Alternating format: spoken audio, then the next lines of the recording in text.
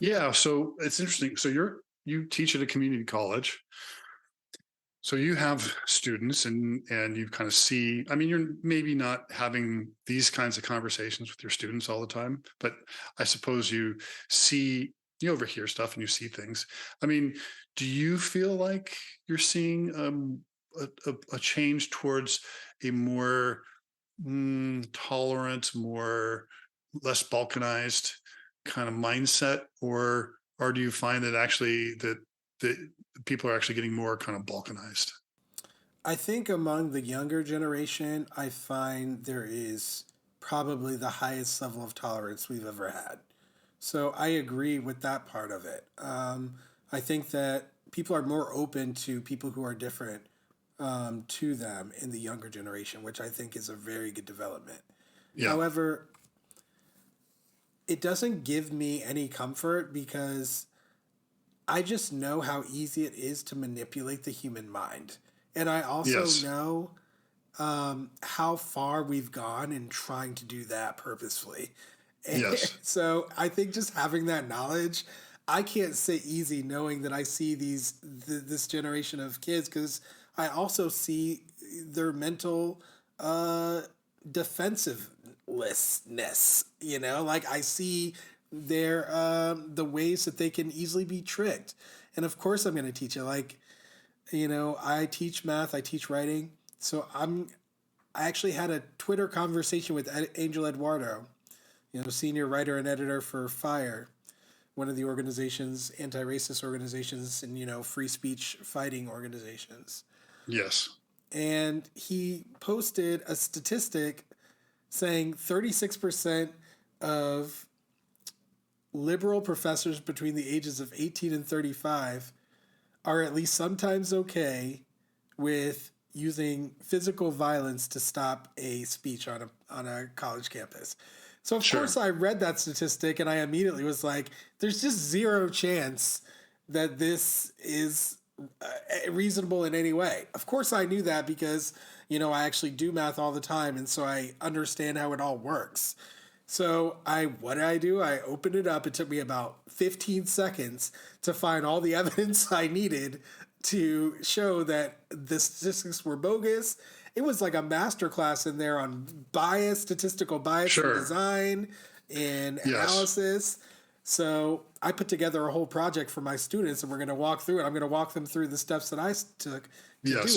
it. So I think stuff like that can be beneficial. But you know what? I'd probably be called woke for introducing such a project. Because it was all about um, you know freedom of speech issues or something. I don't know. Who knows? You never know these days, and Yeah. that's what people are doing is they're freezing professors and instructors who don't know now how to teach these kids, right? Or if they even should try because they may get in trouble, And so it's Yeah. it's it's serving the right purpose, at least the Yeah. I know. personal opinion. We need like the 2023 version of Noam Chomsky. When I was in college, I went to go see him speak. The line to see to get into the theater because it was first come first serve. It was like 4 blocks long, and I think I could pull those lines with the right opportunity, brother. yeah, okay, I feel confident of that. good. So, well, you should then That's because what I'm trying to do. Let's talk about yeah, that. Let's talk I about that know, for a second. I All know. right.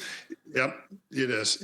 It's yeah, but it comes back to what I was saying earlier, like that it's media literacy, and I don't have a better term for it, but is what I think you're describing, which is knowing how to, like Fire, for example.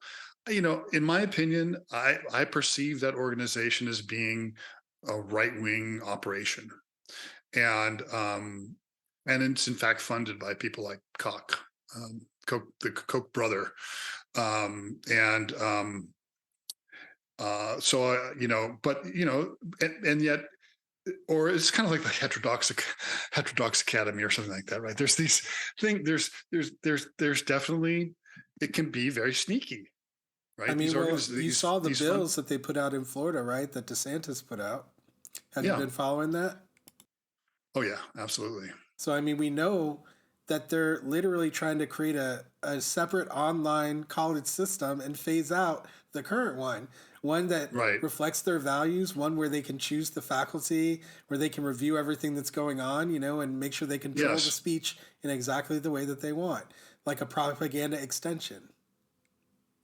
Right. And then, of course, in their mind, and the narrative, or at least the narrative that they hold, is that our current academic situation is essentially a propaganda wing of the left party, of the left wing, right?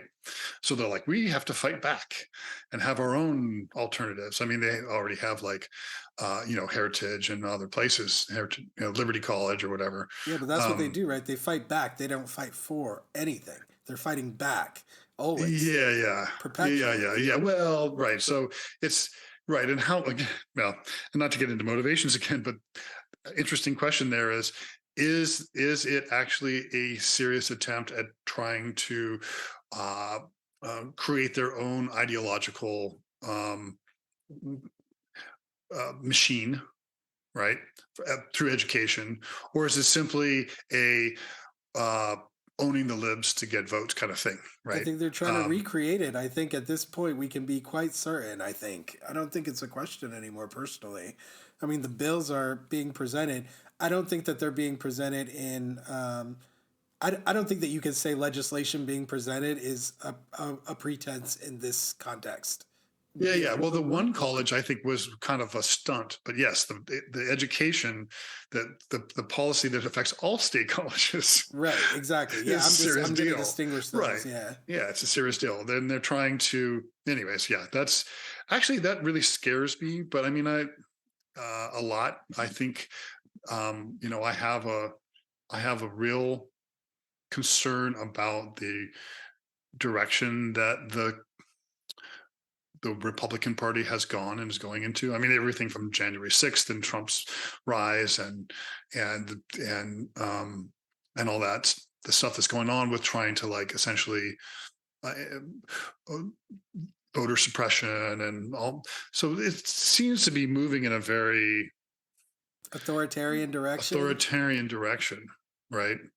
And and it makes, and of course, that is a it's kind of ironic that a lot of the billionaire funders of these things that are funding a lot of this, both both the politicians themselves, as well as a bunch of these kind of think tanks that are all over the place for the on the right, that have people like Rufo and Colin White, right, and all these folks employed, doing research and papers and coordinating talking points and stuff. But it's it's um it's ironic that a lot of them come from a kind of libertarian uh mindset or a libertarian ideology, but they're kind of like, well, in order to get to libertarianism, we have to go through authoritarianism to get there.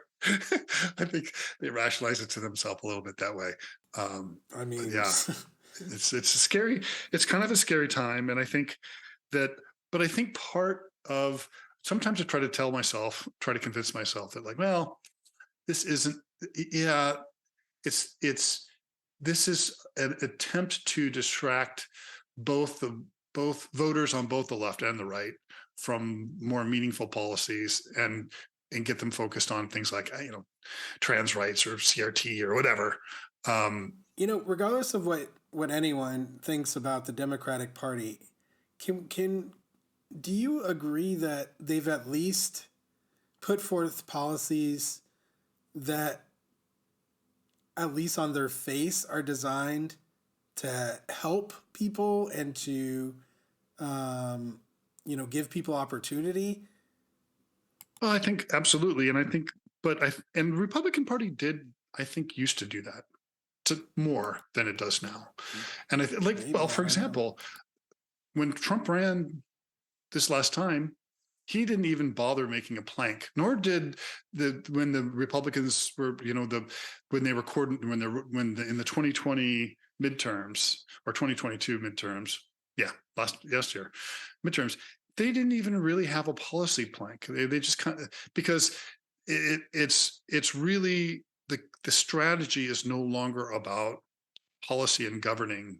It's about culture war and dismantling of the government.